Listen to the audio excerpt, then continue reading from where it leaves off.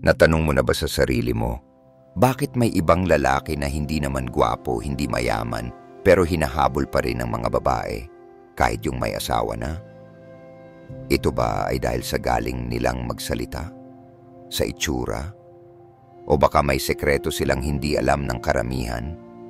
Ang totoo, wala itong kinalaman sa pagiging perpekto. Pero may 5 ugali silang taglay na ayon sa Stoic philosophy ay likas na nakaka-attract hindi lang sa panlabas na anyo, kundi sa kalaliman ng pagkatao. At ang nakakagulat, kahit yung mga babaeng may sabit nadadala sa ganitong klaseng presensya, hindi ito tungkol sa panlilinlang o pagiging manipulative. Ito ay tungkol sa pagiging isang lalaking may emosyonal na disiplina, tahimik na kumpiyansa, at panloob na kapayapaan. Kung gusto mong malaman ang 5 bagay na yon, na kapag taglay mo, kahit may asawa ay mahuhumaling sa'yo, panoorin mo hanggang dulo. Una, tahimik pero matatag ang presensya. Hindi mo kailangang maging maingay para mapansin. Sa totoo lang, ang mga lalaking mas tahimik pero alam ang ginagawa nila. Sila ang mas kapansin-pansin. Sa Stoic philosophy, virtue speaks louder than noise. Sa bawat kilos, sa bawat titig, may timbang. Hindi nagpapaliwanag, hindi nagmamadali, pero ramdam ng lahat ang kanyang pagdating. Kapag sanay kang tahimik sa gitna ng tensyon o kalmado habang ang iba ay nagkakagulo, ikaw ang pinakapansin-pansin sa lahat. Bakit? Kasi ang utak ng tao ay natural na naa-attract sa kung anong hindi ordinaryo. Sa isang mundo kung saan karamihan ay laging may gustong patunayan, ang taong tahimik pero buo ang loob ay nagiging misteryoso, at ang misteryo ay laging kaakit-akit. Kapag ang isang babae ay nakakita ng ganitong klaseng lalaki, hindi man siya amin, mapapaisip siya, bakit parang may kakaiba sa taong ito? At minsan, isang tingin lang, sapat na para mag-iwan ka ng marka sa isip niya. Ang tunay na matatag na presensya ay hindi galing sa puro salita, kundi sa lalim ng pagkatao. Pangalawa, hindi naghahabol, pero siya ang hinahabol. Maraming lalaki ang gumagawa ng lahat, regalo, effort, message araw-araw, pero hindi pa rin sila ang pinipili. Bakit? Dahil effort without direction is noise. At ang paghahabol ay madalas na uuwi sa pagiging predictable at needy. Ang stoic na lalaki sa kabilang banda ay hindi naghahabol. Bakit? Dahil alam niya na ang pagmamahal na totoo ay hindi ipinipilit. Ang kanyang buhay ay umiikot sa kanyang layunin, hindi sa validation ng ibang tao. At dahil dito, ang mga babae mismo ang lumalapit, kahit yung mga may sabit. Hindi dahil gusto nila ng gulo, kundi dahil naa-attract sila sa lalaking may sarili ng mundo na buo na kahit wala sila. Ang independence ay rare ngayon. Kaya kapag nakita nila ito, lalo na kung may maturity at tahimik na kumpiyansa, para itong oasis sa disyerto. Ang hindi naghahabol pero marunong mag-alaga ng sarili ay laging hinahabol.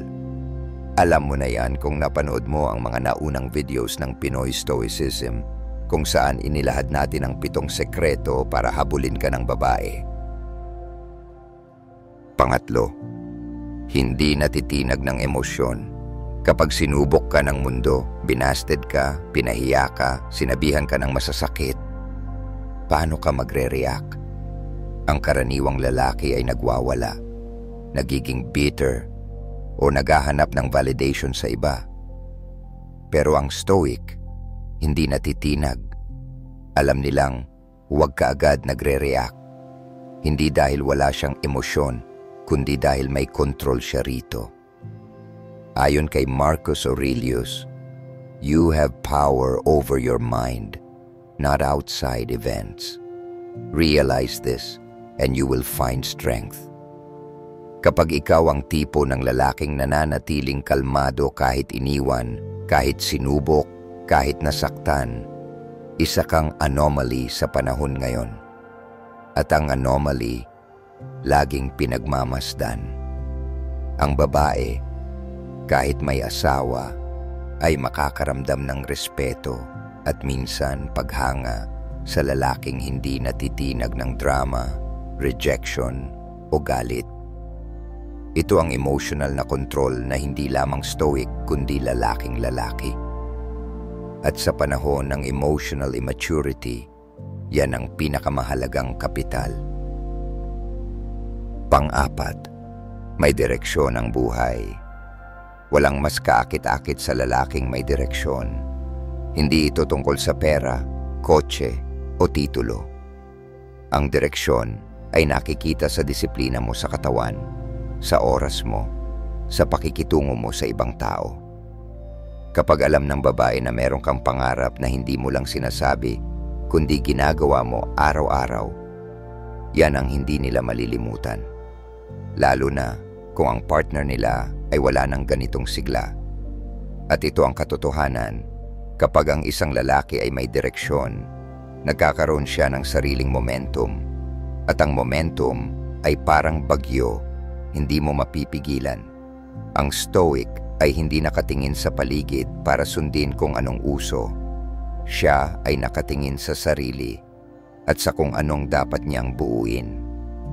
At kapag nakita ito ng isang babae, kahit committed pa siya, hindi mo kailangan gumawa ng kahit ano.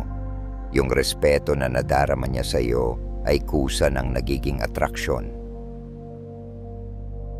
Panghuli, marunong umangkin ng espasyo, hindi kinukuha.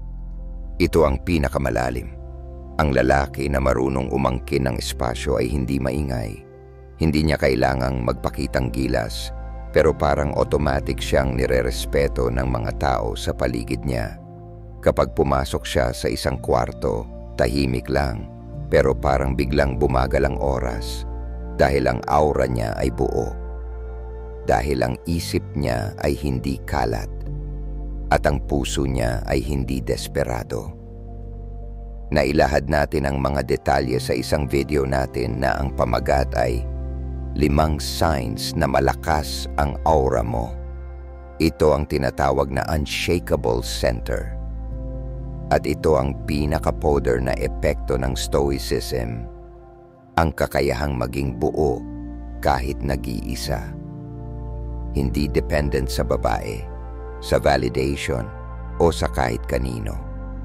At sa mata ng kahit sinong babae, may asawa man o wala, ang isang lalaking buo at hindi nangangailangan ay parang ilaw sa dilim.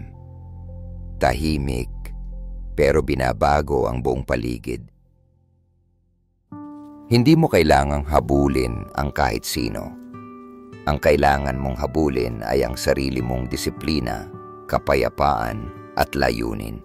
At sa proseso ng paghahabol mo sa sarili mong pinakamataas na anyo, ang iba ang kusang hahabol sa iyo, kahit yung mga may asawa. Dahil ang tunay na atraksyon ay hindi galing sa katawan, sa damit o sa laman ng bulsa. Galing ito sa panloob na lakas na binubuo mo araw-araw sa tahimik mong laban.